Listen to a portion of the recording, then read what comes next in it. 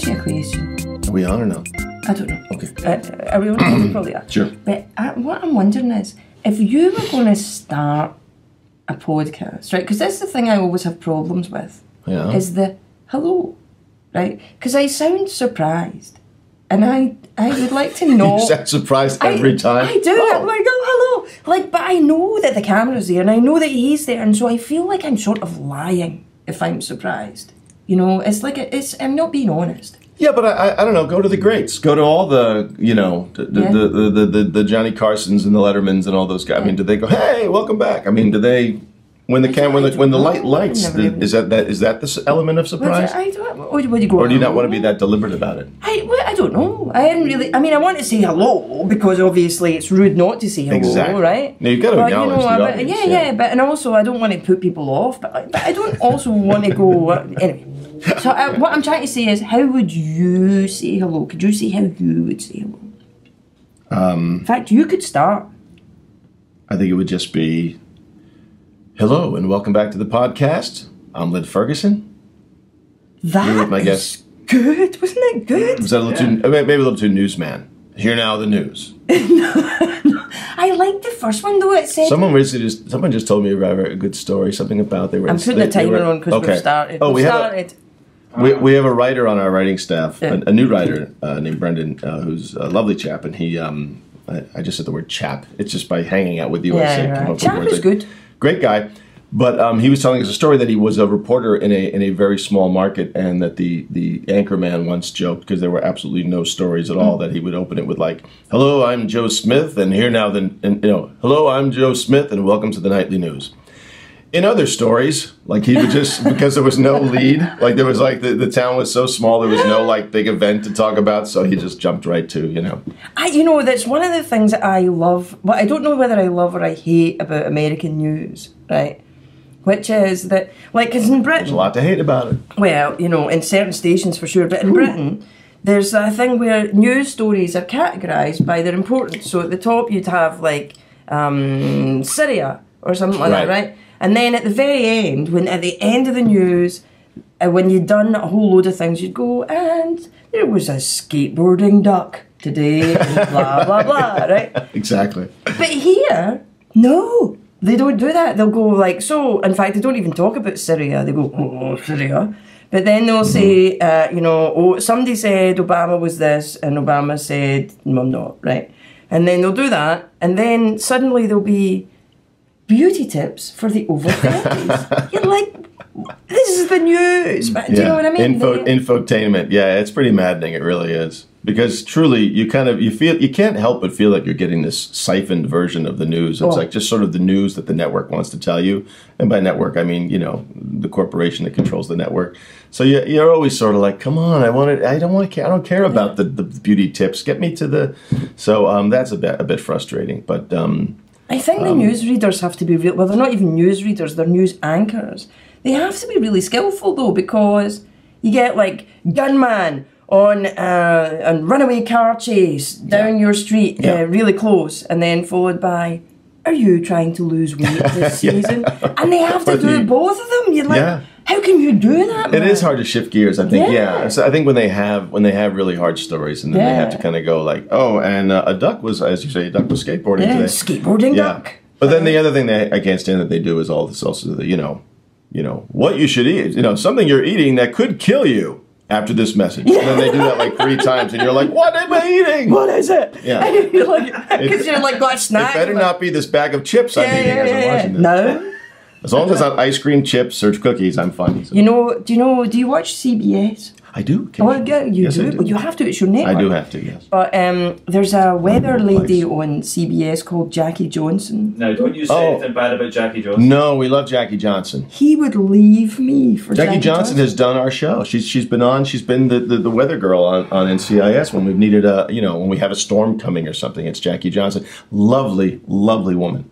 See, that really annoys me. Because she's all pretty and sorted and everything. You're like, God, you have to be horrible. Yeah. No, you can tell that she's a lovely lady. You're not caring whether she's a lovely lady. I don't know what you're thinking. But let's be real, though. I mean, the network news especially and now maybe many cable news is, you know, they pride themselves on these gorgeous weather women now, so that truly you're almost at, you know, at 25 past the hour, you're kind of like channel surfing to like catch a glimpse of each one, because one's more beautiful than the other. Not me, I'm told that happens. I like Jackie just because of her extensive meteorological knowledge. She's amazing with her meteorology. She really is. When I need an accurate forecast, I go to Jackie Johnson. By that you mean her boobs, right? No. How dare you? He's faithful to Jackie Johnson. He's not interested. So when the weather time comes, CBS is like your choice for weather? Well, you know, sometimes if you're really lucky, they also sort of give you previews in the adverts between the shows that we've recorded, and we have to slow. Never mind. Right. Move on. It's true. He would leave me for. I would leave him for Lenny Kravitz, and he would leave me for Jackie Johnson. Lenny Kravitz. Oh, interesting. Lenny is that your guy? Is he your? Guy. I get one exception. Yeah, you know, and I have a little. What? Well, okay. I mean, he's a very attractive Lenny guy. Kravitz. Yeah. Have you seen Lenny Kravitz? He's a very handsome man. He's really handsome, and he's kind of, you know, he's got all the things going on. Everything's in the right place and all that stuff. You know, that's what I think. Okay, I've never been a huge Lenny Kravitz fan because, and your 60 viewers will hate me for this, but. Or they may, but I just have always found him very derivative musically. Like I don't hear anything really original from him, and I feel like the look is similar in a way, in that it's really designed to, which I guess you could say about many rock stars and stuff. But like, I never feel like nothing about the weather, nothing, and he knows nothing about meteorology. Listen, you and I have been friends Johnson. for a long time. We could fall So out I should just over shut up that. now about that? You know, my wee fantasy is that Lenny Kravitz in a pair of pajama pants, just coming into the room and saying, "I'm ordering pizza. What kind would you like?" Wow, I can see the allure. I can see the allure. It'd have to be a gluten-free crust, because I've got that whole thing going on. Right? Do you want to talk about? I'll bet Lenny's gluten-free. We've been on for a while. I bet he's gluten-free as well. I bet he is. I bet he is. All right, what are we doing? Well, we're going to do some questions about it, because you work for NCIS. I do. Do you know that? I'm one of the very lucky writers working on that fabulous staff. There are about 8 of us. I haven't done a count lately, but no, but it's a great team. Yeah, it's just a really nice bunch of people, and very good at what they do. It as well, don't they? Yeah, we're always half amazed, because every time we come back, it's 20 million and stuff like that. We we're in the 16, 17 to 20 million range. Could you just say that sentence again in the way that you say? We say we're sort of in this thing. No, I got to say, when I came here, I've been on many shows in my career, and a lot of them have been on the bubble, and like we've been struggling for 5 billion or something like that. So when I got there, it was like we were, hovering around the 20 million mark, and I'm like, it was rare air to be breathing. It was pretty crazy. So I was just very happy to be joining a winning team at that point. But now, apparently, it's being, touted as the number one network, number one episodic drama in the world. Wow. Something like that. I think that's what they say. Do you know what amazes me about it is because it kind of shouldn't work, but it does. Right? Well, it's lightning in a bottle, I got to say. It's like one of those things, it's like, because honestly, when I heard about it, I'm like, it was another initials show. CSI had already hit the screen, NCIS hit the screen. I'm like, what the hell is that now? No one had ever heard of NCIS. They used to have trouble recruiting people. Now, in the 13 years that the show's been on the air, we're going on 13. NCIS has no trouble recruiting these kids coming out of high school that want to be, Navy Criminal Investigative Service agents.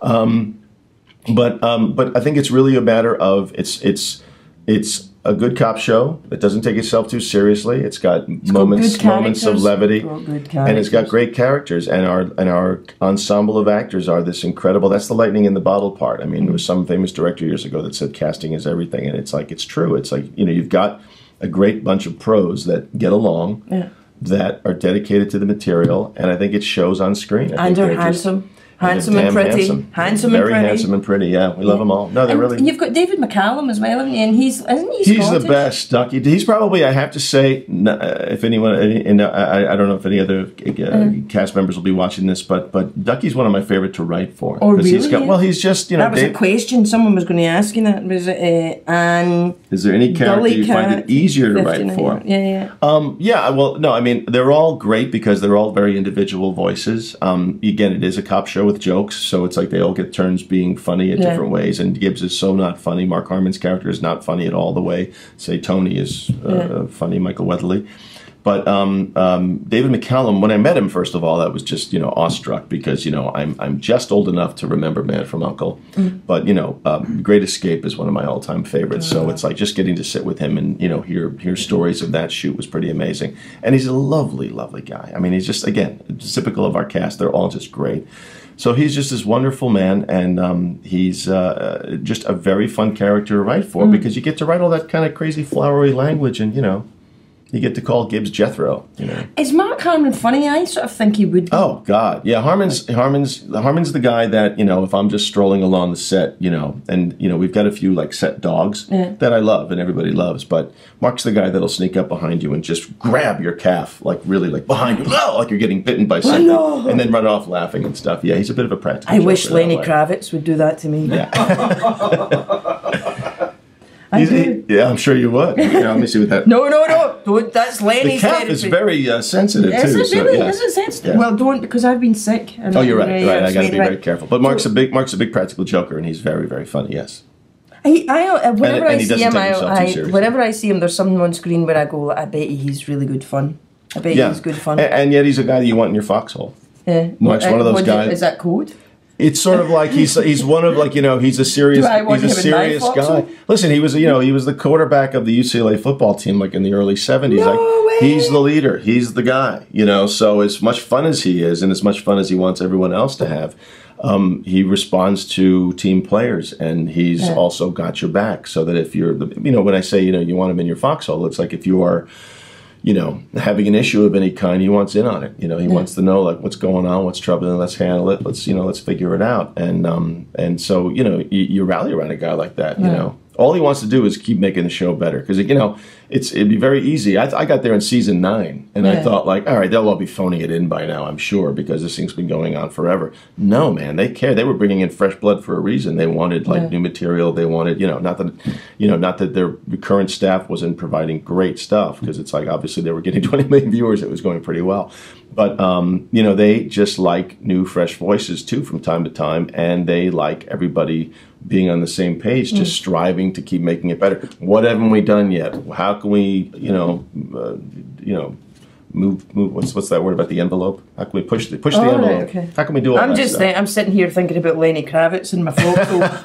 I'm babbling on about envelopes. I'm just thinking Lenny Kravitz and my foxhole. I want that. Very good on this. No, I want to ask you how much input, because this is kind of on the back of that. How much input? This is from On the Rock 81. Handle On the Rock. She's a repeat tweeter. Michelle P. Yeah, she's a good fan. Do you know what P stands for? I don't. Oh, Michelle, what does P stand for? Tweeting. How much input do actors have, and how much collaboration is there between writers? The actors have some input. They will talk to us. What's great about the place is, unlike other shows I've been on, even the nicest casts in the world, like when lunchtime comes, it's like they'll get their lunch, they'll go back to their trailers and hang out. This is a very, everybody kind of eats together, and that's a function of Mark too, is everybody, the crew, the cast, the writers, everybody eats lunch in this big old like a big family. Set. It really is, and it's crazy, because then over lunch you're hearing ideas from the cast, and you're kind of going, oh, we could kind of write to that, you know, or there's a secret little talent that weren't aware, so can juggle or whatever. Well, we can work with that. But also then points of views about their characters. They get to pick our brains, we get to pick theirs a little bit. So, of course, it definitely helps, I think, guide, you know, story arcs and stuff. But I will say this also. The actors very much know that we have our jobs and they have their jobs. So they're very focused on what the material is they give them. We give them, so we're open to whatever input they have about stuff. But they're also very honoring of the word. Whatever we put down on the page, they try to honor the words. Yeah, it must be if you guys are all eating together. It must be hilarious for somebody. Oh my God! You don't want lunch. Dead body. There's days you don't want lunch to end. Yes, no guest stars, guest spots and stuff. And also, like Harmon is, you know, and all of them. They all take turns. Like they're all like very prideful of their place. So when you show up there, it's just like, welcome, good to have you in the family. How's it going? And if Mark sees, a guest star sort of sitting there quietly eating by themselves, plop his plate down. How's it going? You know, I mean, he just engages. He's very welcoming and really, and everybody, if you have any actor friends who've ever worked on the show, they will tell you unequivocally, they'll be like, oh man, they killed my character at the end. I'm so bummed because I'd like to go back. Like they really enjoy working there. And same thing, they sit around going like, is this real? You know, is this like fun. it's pretty great. It's pretty great. When does, this is from Serena Gardy. Yes, Serena's a friend. She's a friend of the show. She's a great tweeter and friend of the show. When does filming start for season 13? Is the season 13 opener already written? I just sent the first draft of the outline to, I shouldn't even say this because it sounds like we're really late, but no, so Gary Glassberg and I are collaborating on the opener, and I've just sent him the first draft of my outline that he's going to go through, and we're going to have a script ready in 2 weeks. So we start prepping February 6th. I think we start shooting February 6th, July 6th, and start shooting July 15th. But this for our September premiere. This probably isn't going to, I don't know how this is going to work because I don't know when this is going out. That's okay. So, but just so you know, it's like, so 2 weeks from now we start shooting. If you're confused by that. 3 weeks from now we start shooting. Then what I want you to do is think of Lenny Kravitz in some pajama pants. Who, by the way, is wildly talented. Have I said that? Oh my God. He is talented. He plays all his own instruments. He plays so all original. his Not own derivative instruments. at all. Actually, it's you that wants to play his instrument. And plus, he just rolls out of bed and he just looks that good. His hair's just right, the nose rings and the ear, everything's just perfect. His ears are all in the right place. None of it calculated, all just very natural. Hey, look, your ears are in the same place in the morning as they were the night before. His ears are there. You're right. They're there. You're very true. And now, one of the things, while we're on music, now we've been, one of the things that Mark wants me to do, I'm not going to do it, but he wants me to do it, is we're trying to clear out the clutter from the house, because there's a lot of clutter. As you can see, clutter. It's not bad. I've seen other houses. I've seen more cluttery places. But it feels very cluttery. And I have a lot of vinyl records, and Mark wants me to get rid of them. And I said, well, I'll get rid of the ones that my co-hosts vote off. Okay. Oh, so I get to vote on what goes? Well, yeah, technically. So right, this is Nena. 99 red balloons. Do you know what? We don't even need to ask about that. That's going. Leather chaps and lace petticoats. Oh, now this was one of my favourite albums when I was a kid. Well, not when I was a kid, when I was, a couple of decades ago. That stays. Yes. Because you can't find that on iTunes. No, if you need to iTunes a 99 Luft balloons, you can do that. Yeah, you can do that. Well, the thing with this, I like it because what it is it is alternative country. So, like, there's like the Blueberry Hellbellies are doing Hootin' and a Howlin'. Yeah, that's good. And Meat Puppets. If you've got a band called the Meat Puppets. I've heard of the Meat Puppets. You've heard of the Meat Puppets? That's what you call actors, isn't it? No. Not me. I've heard it said, but yes. I heard it said by an actor. Yes, I heard it said. They're just all Meat Puppets. Just a Meat Puppet. And there's also Bad Mad Missouri Buffalo and the Everglade Alligators. I want to hear this album, actually. You do? Yeah. Well, this is my record player. I would play it. Don't but lose then we can't do it. We just got my daughter a record player. I would hold on to that. Yeah, that's staying. Right, okay. Der Bingle? Yeah. Well, he's kind of timeless. He never goes out of style, old Bing. Do you know, I was so disappointed, though, to hear Florida orange juice. That he was a violent man. Apparently not a nice man. No, apparently, I don't know about the violent part, but apparently it was hard to be his child. Yeah, so then you see something where you go... Now you're going to get letters, and I'm going to get letters and all this stuff. No, apparently... I will get letters. People don't... I don't know about being abusive. I just heard that he was very... He was a tough... Because then I hear things like Christmas is a-coming, and I envision him going like that, Christmas is a-coming.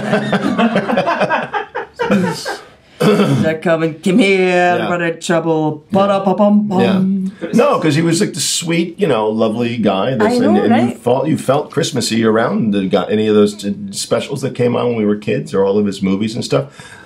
But apparently he just was a very strict father. Yeah, I wonder if he had a strict father. That happens. Sure, why not? The other thing with this is it's also featuring the Andrews sisters. Who were not strict mothers. They were lovely. Know? I'm just making that up. Yeah, but did you ever meet But they're Andrews great. sisters? No. How old am I? I don't know. What are you talking about? Really? Let's call my mother back and ask her about the Andrews sisters. No, but they could have been older ladies. Older ladies are... They could have, I guess, yeah. You talk to older ladies. I met some... You've got a problem with older ladies? Is that the thing? You've got a problem with older ladies, you bastard? You wouldn't talk to a lady. The Andrews sisters, though, it's like, that's so going back there. They'd be like 100-something right now. So, you know, I can't, yeah. But they harmonized beautifully. They were wonderful. They were really great. They really were. Speaking of great harmonies. Oh, come on, really, ABBA? The singles, the first 10, I know, the first 10 years. Guess whose album that is? Oh, and this is from the fan club is actually, is that Scotland? Yeah. It's Swindon? Swindon, no, that's England? That is. Yeah. Terrible roundabout. So guess whose terrible roundabout? Guess whose album that is? Mark's? Guilty No, it's mine. He doesn't even like ABBA, do you? Not really, no. No. As I said, I think to you before, Mamma Mia it's a great guilty pleasure of mine. Yeah. I get all weepy watching it and want to dance. I've never seen the whole movie. You know? Oh, it's so great. Yeah, no, you know. It's honestly, like I said, Meryl Streep, she chews the scenery better than anyone. And it's just, she's wonderful in it. The whole thing is just a big smile fest. You come out of it going, that was fun. Pierce Brosnan's in it, isn't he? And people always knock him for singing. He can't sing, you know. And he's it's pretty though, isn't he? He gives it a go. You can't sing. You can't have both. You can't be pretty and sing. Exactly. Not unless you're Lenny Kravitz. Well, she has to tie it back around to Lenny. You know what I think is funny about ABBA? What? Is that even when people say they don't like ABBA, they secretly do. They secretly do. Because like we had this thing for our wedding where we did a playlist thing where like, so we asked everybody in the invitation, what's your favourite song to dance to? And loads of people, and that was what we did. That's a really fun, and then people got to dance to them at your wedding? Yeah, so then it was like idea. That thing, yeah. I stole it from someone else. Time. It's time. But you know how many people chose Dancing Queen? Right. Yeah. Yes, it's huge. Yeah. Anyway, you know what? We've come to the end of our thing. Alrighty. But I'm sweating. Can you see me sweating? You're overglowing. I'm overglowing. You're dewy. I am a little. No, you're not. You're really not. No, you look lovely. I like you. You'll come back, won't you? I'd love to come back. Sure, anytime. You have to go to the dentist now, don't you? I do have to go to the dentist. Don't remind me. Which is my least favorite place in the world. Is it really? I get so cranky when I have to go to the dentist. Gynecologist. See that? I wouldn't know, yeah. Gynecologist. Mark doesn't like. Actually, I wouldn't mind going there right now. No, Mark doesn't like to go to the doctors. He gets concerned about that because American doctors, their fingers are large. Okay, good night, everybody. And they're going to find something. It's their job to find something. See you next week. Thanks very much. Bye. Thanks for having me.